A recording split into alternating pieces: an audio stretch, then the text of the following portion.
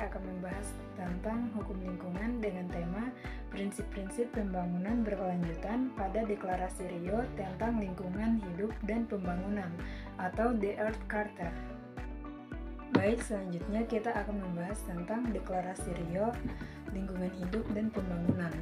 Latar belakang dari Deklarasi Rio, yaitu Deklarasi Rio diluncurkan pada konferensi PBB tentang lingkungan hidup dan pembangunan atau UNCED di Rio de Janeiro pada tahun 1992.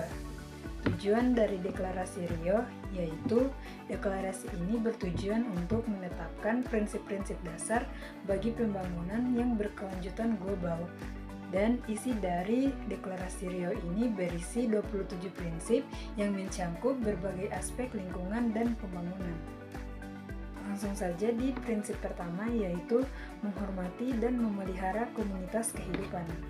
Isi dari prinsip ini ada 3, yaitu tentang ekosistem, keanekaragaman hayati, dan hak asasi manusia, di mana ekosistem menghormati nilai intrinsik dari semua bentuk kehidupan dan menjaga kelestarian ekosistem. Untuk keanekaragaman hayati, melindungi dan melestarikan keanekaragaman hayati termasuk spesies, habitat, dan ekosistem. Dan selanjutnya yaitu hak asasi manusia, yaitu mengenali hak asasi manusia untuk hidup dalam lingkungan yang aman dan sehat. Prinsip yang kedua yaitu meningkatkan kesejahteraan manusia, di mana termasuk yang pertama kesehatan.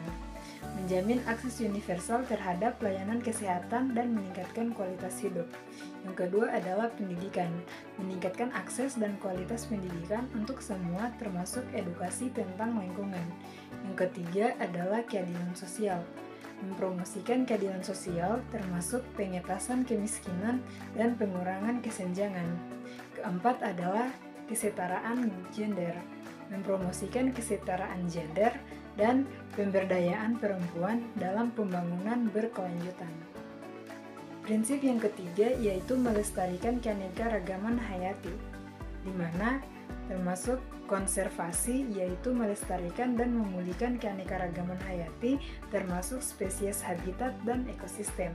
Yang kedua adalah pencemaran, mencegah pencemaran dan kerusakan habitat yang mengancam keanekaragaman hayati. Dan ketiga yaitu pembangunan berkelanjutan, mempromosikan penggunaan sumber daya hayati secara berkelanjutan untuk memenuhi kebutuhan manusia. Prinsip keempat yaitu meminimalkan penggunaan sumber daya alam, di mana prinsip keempat ini mencangkup 3, yaitu pertama efisiensi, meningkatkan efisiensi penggunaan sumber daya alam untuk mengurangi konsumsi. Yang kedua adalah daur ulang, mempromosikan daur ulang dan pengolahan limbah untuk meminimalkan pemborosan. Yang ketiga adalah energi terbarukan, meningkatkan penggunaan energi terbarukan seperti energi surya dan angin. Dan yang kelima adalah prinsip mengubah perilaku dan praktik. Yang pertama mencangkup 3, yaitu yang pertama edukasi, meningkatkan kesadaran dan pengetahuan masyarakat tentang pembangunan berkelanjutan. Yang kedua yaitu partisipasi, mempromosikan partisipasi masyarakat dalam pengambilan keputusan dan implementasi kebijakan. Yang ketiga adalah tanggung jawab, meningkatkan rasa tanggung jawab individu dan organisasi terhadap lingkungan. Baik, dan sekarang kita masuk di kesimpulan implementasi prinsip-prinsip pembangunan berkelanjutan, di mana kesimpulannya prinsip-prinsip pembangunan berkelanjutan ini mencangkup 4, yaitu yang pertama adalah kolaborasi, kerjasama antar negara dan stakeholder untuk mencapai tujuan pembangunan berkelanjutan. Yang kedua, inovasi, pengembangan teknologi dan inovasi untuk mendukung praktik pembangunan berkelanjutan. Ketiga adalah pemantauan dan evaluasi yang berkelanjutan untuk mengukur kemajuan dan mengatasi hambatan.